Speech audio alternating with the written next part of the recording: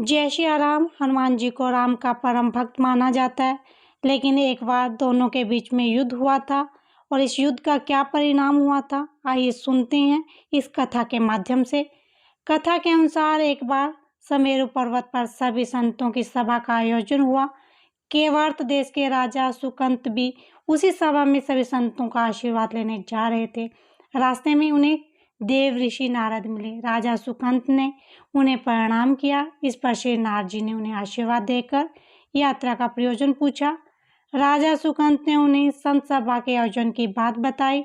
इस पर नारद मुनि ने कहा, संतों की सभा में जरूर जाना चाहिए। ऐसा कहकर सुकंत को जाने का आदेश दिया। सुकंत जैसे ही सभा में जाने के लिए प्रस्थान करने लगे, तैसे ही नारद जी ने उन्हें आवाज़ दी। इसके बाद कहा कि जिस सभा में जा रहे हो उसमें सभी को प्रणाम करना, लेकिन ऋषि विश्वामित्र का अभिवादन बिल्कुल भी मत करना।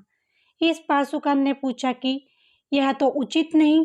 तब नारद जी ने कहा कि तुम भी राजा हो, वह भी पहले राजा ही थे, अब संत है तो क्या हुआ। सुकंत ने भी नारद के कहे अनुसार विश्वामित्र को प्रणाम नहीं किया, उनका अभिवादन नहीं किया। जैसे ही सभा समाप्त हुई, विश्वामित्र जी श्री राम से मिलने पहुंचे। वहां पहुंचकर उन्होंने बताया कि उनका अपमान हुआ। विश्वामित्र जी ने कहा, सूर्यास्त होने से पहले सुकंत का मस्तिष्क मेरे चरणों में होना चाहिए। इस पर श्री राम जी ने कहा, प्रभु मैं आपके सामने सत्य वचन कहता हूँ, सूर्यास्त होने से पहले मैं उनका मस्तिष्क आपके चरणों में ला डाल दूंगा। तो मैं भी रघुवंशी नहीं, आप शांत हो जाइए। नारद जी सीधा सुकंत जी के राजमहल पहुंचे। सुकंत जी से बोले, आज शाम तक मारे जाओगे। भगवान श्री राम ने संकल्प कर लिया है कि तुम्हारा गला काट कर विश्वामित्र जी के चरणों में डाल देंगे। सुकंत जी घबरा गए, बोले, महाराज आपने हमें फंसा दिया, हम तो साष्टांग प्रणाम करके लौटने वाले थे, आपके कहे अनुसार ही बस हाथ जोड़ दिए। नारद जी बोले, हमें क्या पता था कि बात इतनी बिगड़ जाएगी।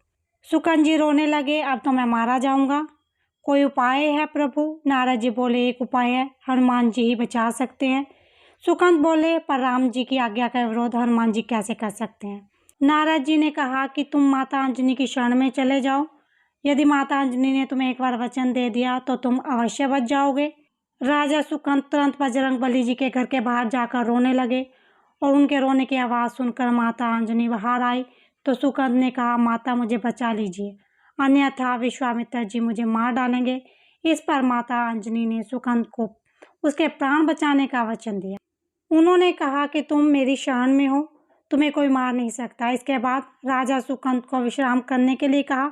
शाम ढलने पर जब हनुमान जी माता अंजनी के पास पहुंचे तो उन्होंने सारी बात बताई, लेकिन सुकंत को बुलाने से पहले पवन सुत से कहा कि तुम पहले सौगंध लो। तब श्री हनुमान जी कहा कि वह श्री राम के चरणों की सौगंध लेते हैं कि वह सुकंत के प्राणों की रक्षा करेंगे। तब माता अंजनी ने राजा को बुलाया। हनुमान जी ने पूछा, आपको कौन मारना चाहता है।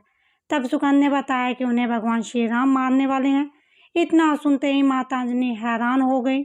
उन्होंने कहा कि आपने तो विश्वामित्र जी का नाम लिया था। तब राजा ने कहा, मरवाना तो विश्वामित्र चाहता है, लेकिन मारेंगे तो भगवान श्री राम ही। हनुमान जी ने राजा सुकंत को उसकी राजधानी में छोड़ा और भगवान श्री राम के दरबार में पहुंच गए। पहुंचकर उन्होंने राम जी को पूछा कि वह कहाँ जा रहे हैं। तब मर्यादा पुरुषोत्तम ने बताया कि वह राजा सुकंत का वध करने जा रहे हैं। हनुमान जी ने कहा कि प्रभु उसे मत मारिए। राम जी ने कहा कि वह तो अपने गुरु को वचन दे चुका है और अब पीछे नहीं हटेंगे। हनुमान जी ने कहा, प्रभु मैंने सुकंत के प्राणों की रक्षा के लिए अपने इष्ट यानी कि आपकी सौगंध ली है। तब भगवान राम ने कहा कि तुम अपना वचन निभाओ और मैं अपना निभाऊंगा। हनुमान जी राजा सुकंत को लेकर पर्वत पर पहुंचे और राम नाम का कीर्तन करने लगे। उधर राम जी राजा सुकंत को मारने के लिए उसकी राजधानी पहुंचे, लेकिन वह वहां नहीं मिले। वो ढूंढते ढूंढते पर्वत पर पहुंचे। हनुमान जी राम मंत्र का जप कर रहे थे। राम जी को देखते सुकंत डर गए। तब हनुमान जी ने कहा कि राम मंत्र का जाप करते रहो और निश्चित रहो। हनुमान जी ने सुकंत को राम नाम मंत्र के घेरे में बिठा दिया। उसके बाद राम नाम जपने लगे। राम जी ने राजा सुकंत को देखकर जब बाण चलाना शुरू किया तो वो राम नाम के मंत्र के आगे विफल हो जाते। भगवान श्री राम चकित रह गए, आज तक ऐसा कभी नहीं हुआ। अमोघ बाण बिना लक्ष्य के बेधे वापिस कैसे आ गया। वे आश्चर्य से बोले, त्रिभुवन में ऐसा कौन है जिससे मेरा बाण टकरा कर लौट आए। उन्होंने लक्ष्मण जी से कहा, जहाँ सुकंद है वहाँ तुरंत जाओ, देखो वहाँ ऐसा क्या हो गया। बाण ने उसका गला नहीं काटा। लक्ष्मण जी वहाँ पहुंचे और दृश्य देखा तो अद्भुत था। हनुमान जी की आंखों में आंसू थे, वह प्रेम में डूबे थे, चारों ओर घूमते हुए नाम कीर्तन कर रहे थे, श्री राम सीताराम, श्री राम सीताराम। सुकंद जी समाधि में लीन थे। लक्ष्मण जी का भी हृदय पिघल गया, वे भी वहीं बैठ गए और तालियां बजाते हुए जप करने लगे, सीताराम सीताराम। इधर भगवान श्री राम ने ध्यान दिया, बाण तो वापस आ गया और अब लक्ष्मण भी नहीं लौटे और ना ही उनकी कोई सूचना। वहाँ कुछ विशेष चल रहा है। वहाँ पहुंचकर विश्वामित्र जी ने कहा, आपने संकल्प लिया था संध्या से पहले उसका शीश काट कर आएंगे। भगवान श्री राम ने विनम्रता से कहा, गुरुदेव कृपया धैर्य रखें, मैं स्वयं जाता हूँ। यह सुनकर विश्वामित्र जी बोले, तो मैं भी साथ चलूंगा, देखता हूँ कि क्या निर्णय लेते हैं। साथ ही सभी महर्षि, देव ऋषि, नारद जी वीणा लिए चल पड़े। भगवान श्री राम वहाँ पहुंचे। जो दृश्य देखा वो अद्भुत था। सुकंद प्रभु श्री राम का नाम जाप कर रहे थे, हनुमान जी करताल लेकर कीर्तन कर रहे थे, सीताराम सीताराम सीताराम सीताराम। उधर लक्ष्मण जी भी कीर्तन में लीन थे। भगवान श्री राम की आंखों में करुणा झलक उठी। अब मुझे समझ में आ गया, प्रभु बोले, जिसके गले में निरंतर मेरा नाम चल रहा हो वहाँ मेरा अमोघ बाण भी वेदन नहीं कर सकता।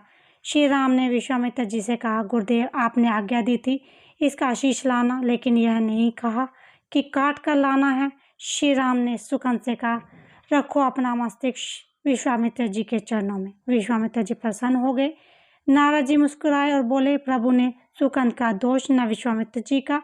मैं बस यही दिखाना चाहता था कि आपके अमोघ बाण में भी अधिक शक्तिशाली आपका नाम है। जिस गले में निरंतर नाम गूंजता है वह सुदर्शन चक्र भी असमर्थ हो जाता है। नारद जी ने कहा कि लोग अक्सर मुझसे पूछते हैं कि राम का नाम बढ़ा या राम बढ़े, तो मैंने सोचा क्यों ना आज लीला हो जाए, लोग अपने आप ही समझ लेंगे। भगवान से अधिक भगवान के नाम की महिमा है। बोलो सियापति राम की जय, बजरंग बली हनुमान की जय।